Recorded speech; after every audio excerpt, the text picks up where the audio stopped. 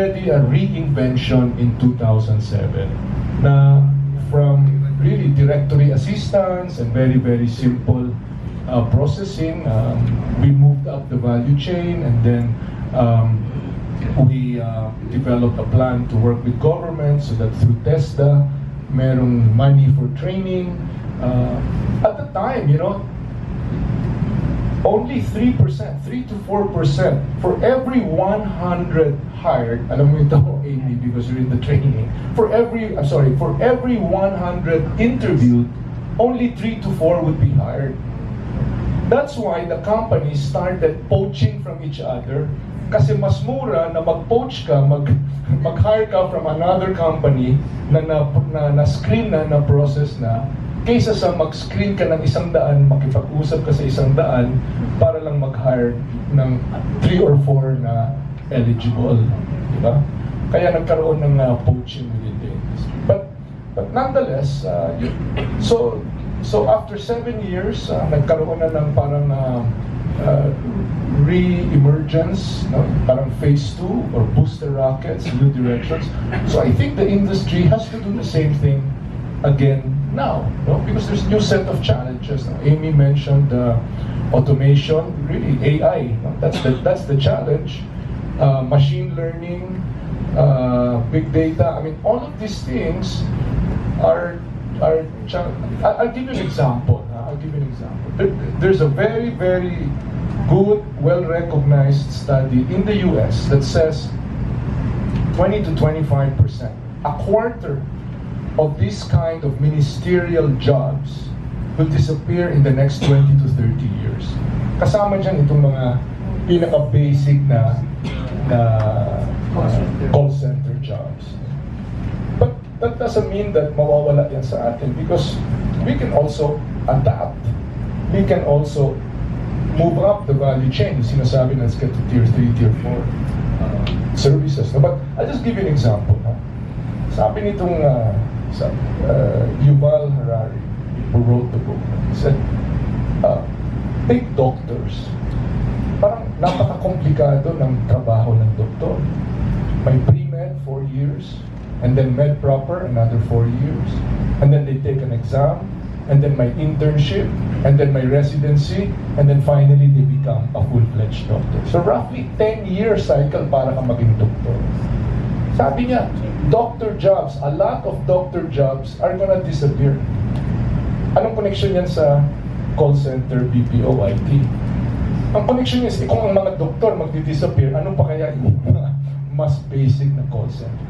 Bakit magdi-disappear? Sabi nito, bakit magdi-disappear yung doctor jobs? Sabi niya, what does a doctor do? He takes data points, pressure, blood test, X-ray, he takes data points, he puts it through an algorithm in his mind na pinag-aralan niya, and then he arrives at a diagnosis. Diba? Yun ang gawain ng doktor. Sabi niya, iba yan din ang ginagawa ng big data at saka ng machine learning. Take data points, put it through an algorithm, and then come out with a diagnosis. Kaya sinasabi nito na even doctor jobs are not safe because for the most basic ailments, doktor na, mechanized na, automated na ang magda-diagnose ng sakit at mag-prescribe ng gamot. That's in the next 20, 30 years. That's in one generation. So, if that is the threat to doctors, that's the same threat that is present sa ating call center BPO. Importante rin na aralin natin, there are certain voice transactions na hindi mawawala because importante yung hand-holding sa client. Yung mga hand-holding, the jobs that require patience and require na parang ika-guide mo sila, yun hindi mawawala. Yun kasi hindi kayang gawin ng machine yun. No? Yung empathy, yung tinatawag na empathy. Ano pa? Well, the jobs that require analysis. na may value added, na hindi ka lang automated, hindi ka lang parang medyo clerical, pero may nagagawa ka. No? So nagta-transcribe ka,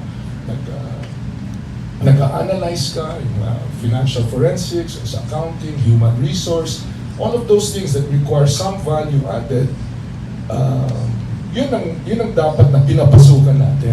No? Tinitrain natin yung ating workforce. All those companies that come here, they deal with Filipinos, and it's the Filipino competence, skill set, hospitality, and heart and spirit that makes them stay here. Amy, I mean, you've been in training. It's amazing. It's so amazing. I'll give you an example. No? Deutsche Bank, one of the biggest financial institutions in the world. Every day, Deutsche Bank does not know whether it made money or not until the Philippines reports the closing of the books.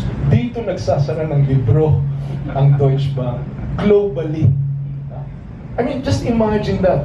Pilipino sa Pilipinas nagsasara ng libro. Everything that they trade, treasuries, stocks, bonds, warrants, everything, every financial instrument that Deutsche Bank trades, buys and sells in the course of a day, billions and billions of dollars, all of these debits and credits in their books.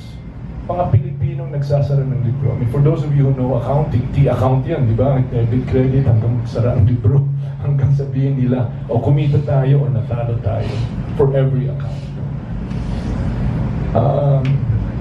JP Morgan Chase, they've got about 12,000 people here. I mean, they do financial forensics here. I mean, these are really complicated things. So